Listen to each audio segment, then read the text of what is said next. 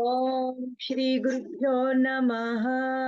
विष्णु सहस्रनाम पारायणम 98th श्लोकम onwards। अक्रूरः पेशलो दक्षो अक्रूरः पेशलो दक्षो अक्रूरः पेशलो दक्षो अक्रूरः पेशलो दक्षो दक्षिणः क्षमिणाम्बरः दक्षिणः क्षमिणां वरः दक्षिणः क्षमिणां वरः दक्षिणः क्षमिणां वरः अक्रूरः पेशलो दक्षो दक्षिणः क्षमिणाम्बरः अक्रूरः पेशलो दक्षो दक्षिणः क्षमिणां वरः अक्रूरः पेशलो दक्षो दक्षिणः क्षमिणां वरः अक्रूरः पेशलो दक्षो दक्षिणः क्षमिणां वरः विद्वत्तमो वीतभयः विद्वत्तमो वीतभयः विद्वत्तमो वीतभयः विद्वत्तमो वीतभयः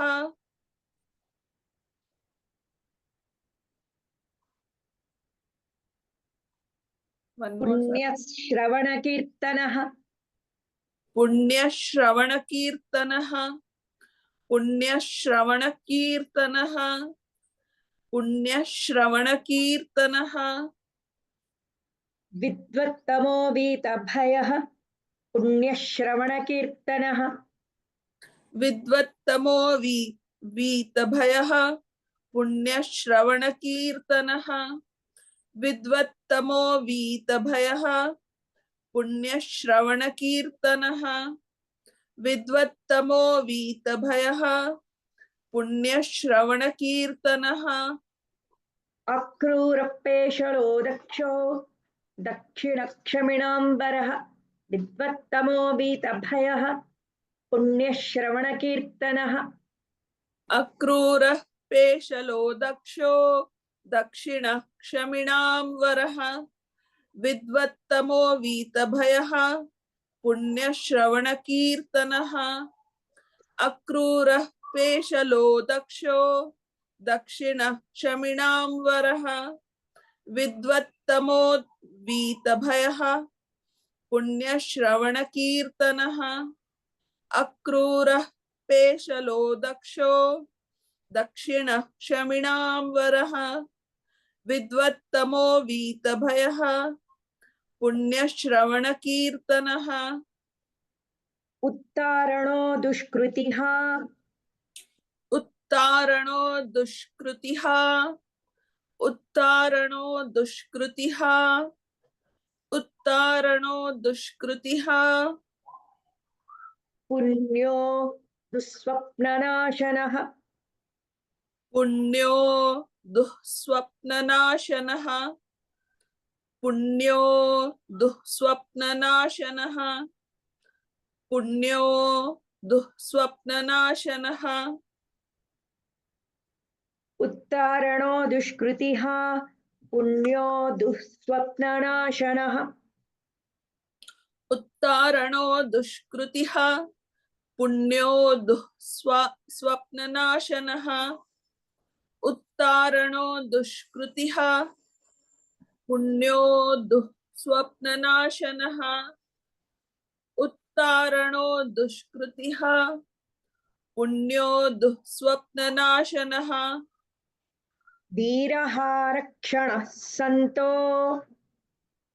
वीरः रक्षणः सन्तो वीरः रक्षणः सन्तो वीरः रक्षणः सन्तो जीवनः पर्यवस्थितः जीवनः पर्यवस्थितः जीवनः पर्यवस्थितः जीवनः पर्यवस्थितः वीरः रक्षणः सन्तो जीवनः पर्यवस्थितः वीरः रक्षणः सन्तो जीवनः पर्यवस्थितः वीरः रक्षणः सन्तो जीवनः पर्यवस्थितः वीरः रक्षणः सन्तो जीवनः पर्यवस्थितः उत्तारणो दुष्कृतिः पुण्यो दुःस्वप्ननाशनः वीरः रक्षणः सन्तो जीवनः पर्यवस्थितः उत्तारणो दुष्कृतिः पुण्यो दुःस्वप्ननाशनः वीरः रक्षणः सन्तो जीवनः पर्यवस्थितः उत्तारणो दुष्कृतिः पुण्यो दुःस्वप्ननाशनः वीरः रक्षणः सन्तो जीवनः पर्यवस्थितः उत्तारणो दुष्कृतिः पुण्यो दुःस्वप्ननाशनः वीरः रक्षणः सन्तो जीवनः पर्यवस्थितः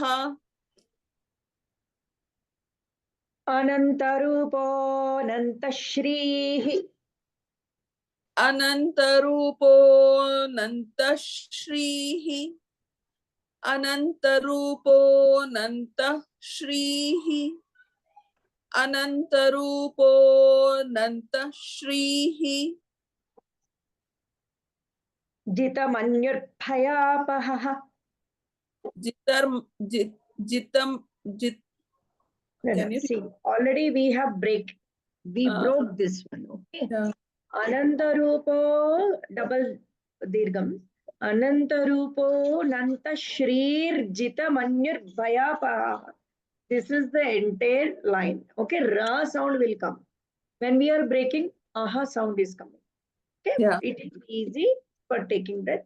And you have to forget about that ra. When you have put that shrihi, then jitamanyur bhayapaha. That ra sound will, it's included in that he itself. Okay. Okay. So two ways. Anantarupo nantashrir jitamanyur bhayapaha. Anantarupo nantashrir jitamanyur bhayapaha. This is one way. Anantarupo nantashrihi jitamanyur bhayapaha. जितमन्युर्भयापहः जितमन्युर्भयापहः जितमन्युर्भयापहः अनन्तरूपो नन्तश्रीः जितमन्युर्भयापहः अनन्तरूपोऽनन्तश्रीः जितमन्युर्भयापहः अनन्तरूपोऽनन्तश्रीः जितमन्युर्भयापहः अनन्तरूपोऽनन्तश्रीः जितमन्युर्भयापहः चतुरश्रो गभीरात्मा चतुरश्रोः No, there is no ha sound here. Half also not there. Chaturashro gabhiratma. That's all. Chaturashro gabhiratma. चतुरश्रो गभीरात्मा That's all. चतुरश्रो गभीरात्मा चतुरश्रो गभीरात्मा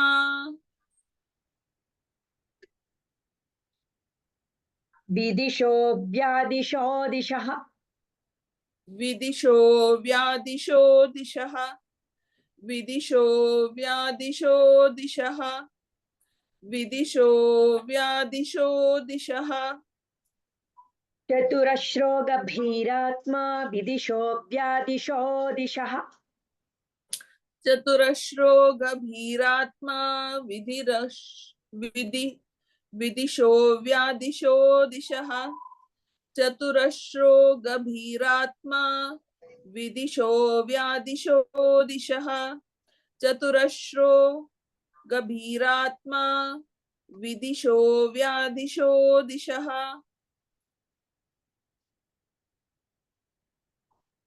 अनन्तरूपोऽनन्तश्रीः जितमन्युर्भयापहः चतुरश्रो गभीरात्मा विदिशोऽप्यादिशो दिशः अनन्तरूपोऽनन्तश्रीः जितमन्युर्भयापहः चतुरश्रो गभीरात्मा विदिशो व्यादिशो दिशः अनन्तरूपोऽनन्तश्रीः जितमन्युर्भयापहः चतुरश्रो गभीरात्मा विदिशो व्यादिशो दिशः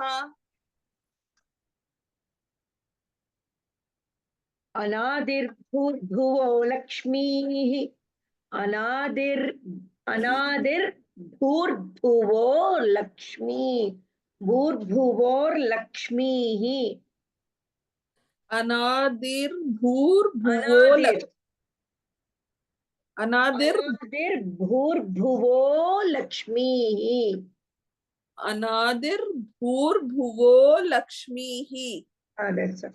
अनादिर्भूर्भुवो लक्ष्मीः अनादिर्भूर्भुवो लक्ष्मीः अनादिर्भूर्भुवो लक्ष्मीः अनादिर्भूर्भुवो लक्ष्मीः सुवीरो रुचिराङ्गदः सुवीरो रुचिराङ्गदः सुवीरो रुचिराङ्गदः सुवीरो रुचिराङ्गदः सुवीरो रुचिराङ्गदः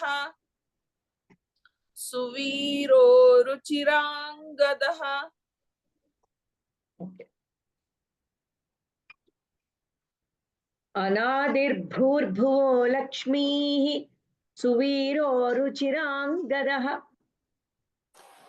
अनादिर्भूर्भुवो लक्ष्मीः सुवीरो रुचिराङ्गदः अनादिर्भूर्भुवो लक्ष्मीः सुवीरो रुचिराङ्गदः अनादिर्भूर्भुवो लक्ष्मीः सुवीरो रुचिराङ्गदः Suviro it is coming but it should be Suviro सुवीरो रुचिराङ्गदः जननो जनजन्मादिः जननो जन्मादिः जननो जन्मादिः here again double type janano janmadir also will come when it is stretched bhimo bhima parakrama janano janmadir janano janmadir bhimo bhima parakrama or janano janmadihi bhimo bhima parakramah. We read this because of the breath control. जननो जन्मादिः जननो जनजन्मादिः जननो जन्मादिः जननो जन्मादिः जननो जन्मादिः भीमो भीमपराक्रमः भीमो भीमपराक्रमः भीमो भीमपराक्रमः भीमो भीमपराक्रमः जननो जनजन्मादिः भीमो भीमपराक्रमः जननो जन्मादिः भीमो भीमपराक्रमः जननो जन्मादिः भीमो भीमपराक्रमः जननो जन्मादिः भीमो भीमपराक्रमः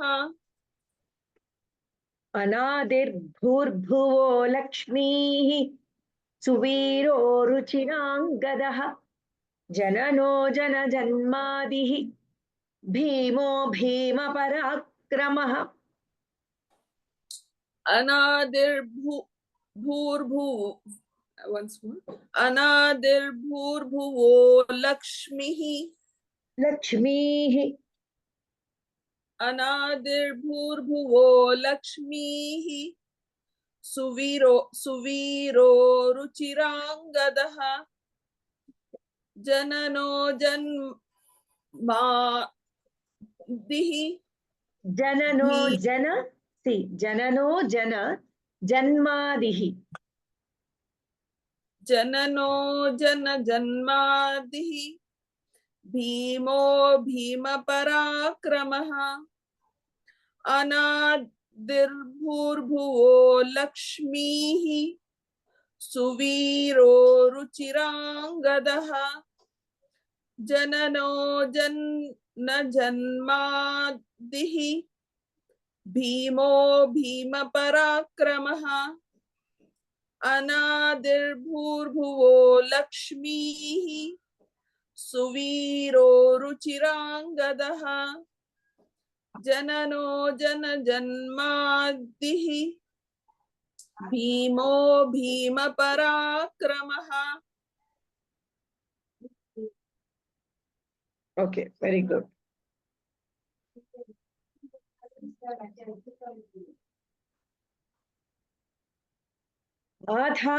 आधारनिलयोद्धाता आधारनिलयोद्धाता आधारनिलयोद्धाता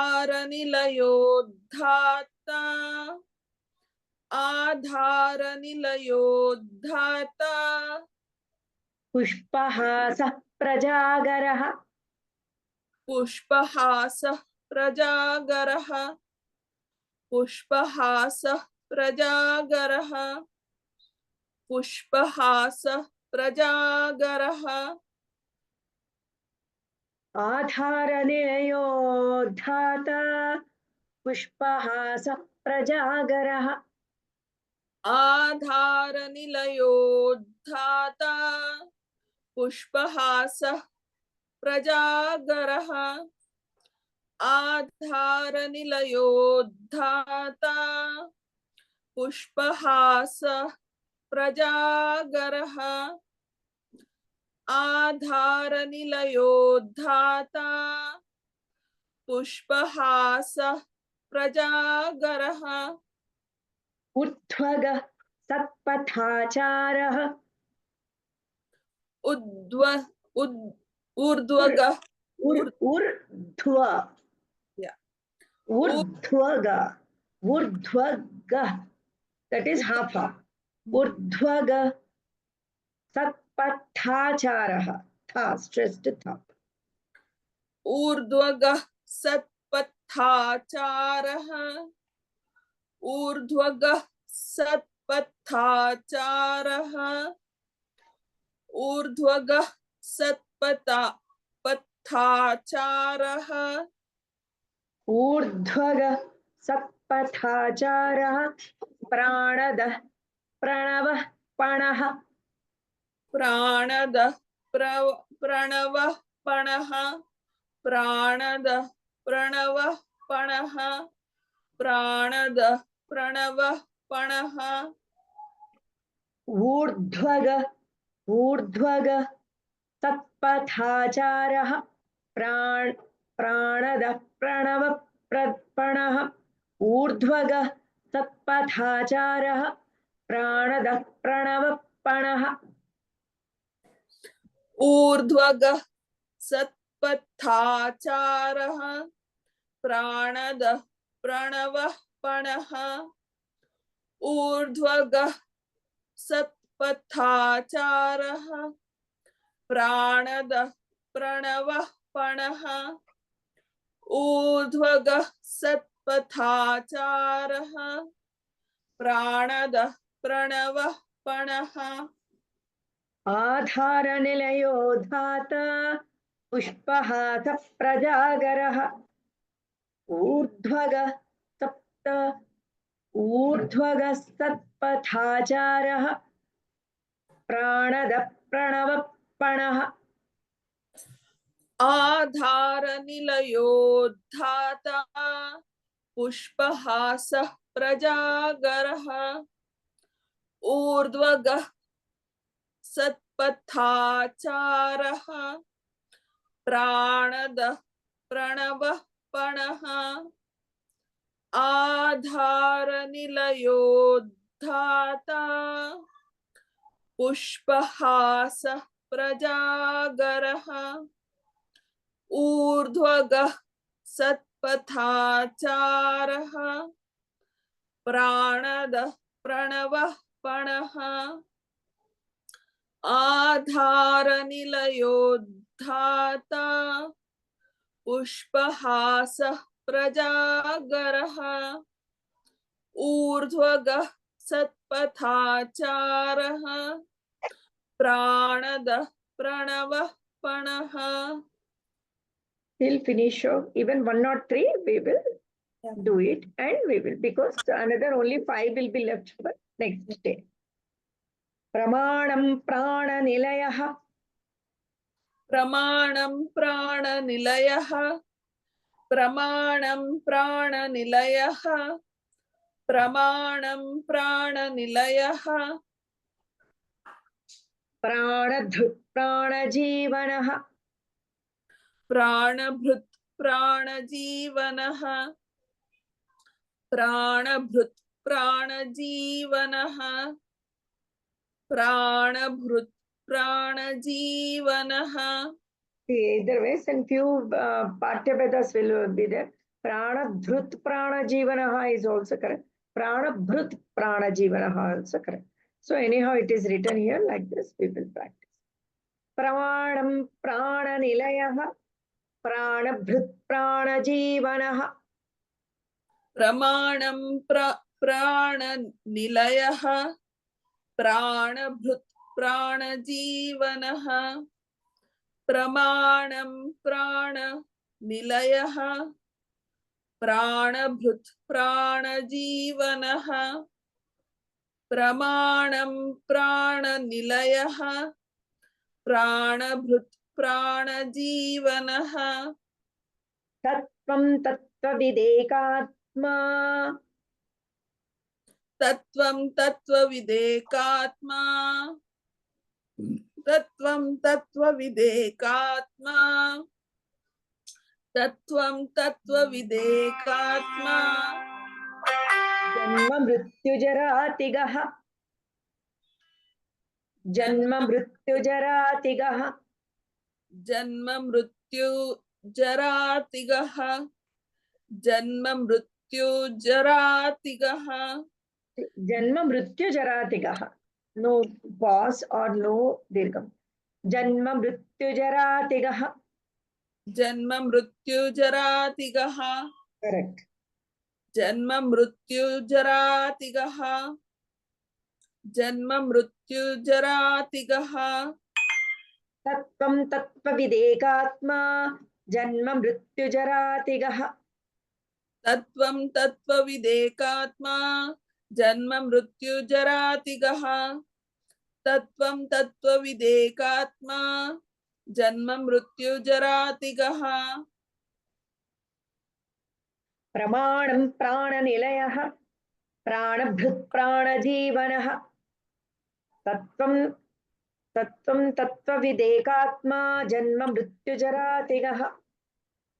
प्रमाणं प्राणनिलयः प्राणभृत् प्राणजीवनः तत्त्वं तत्त्वविदेकात्मा जन्म मृत्यु जरातिगः प्रमाणं प्राणनिलयः प्राणभृत् प्राणजीवनः तत्त्वं तत्त्वविदेकात्मा जन्म मृत्यु जरातिगः प्रमाणं प्राणनिलयः प्राणभृत् प्राणजीवनः तत्त्वं तत्त्वविदेकात्मा जन्म मृत्यु जरातिगः.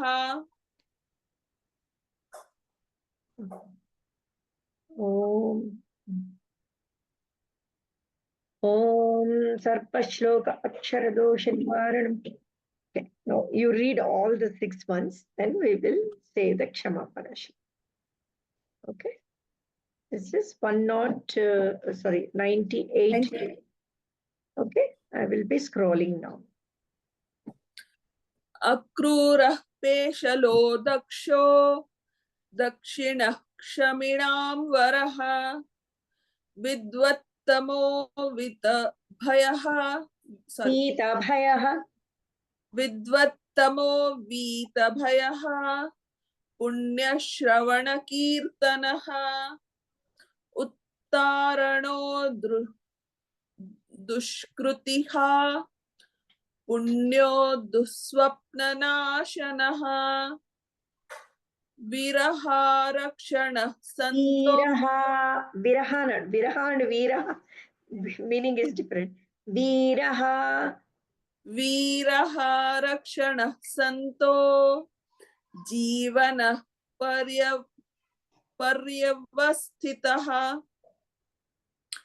अनन्तरूपोऽनन्ता श्रीः Anantarupō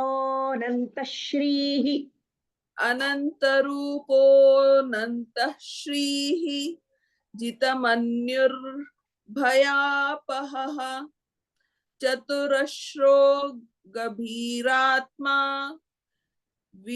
विदिशो व्यादिशो दिशः अनादिर्भूर्भुवो लक्ष्मीः सुवीरो रुचिराङ्गदः जननो जनजन्मादिः भीमो भीमपराक्रमः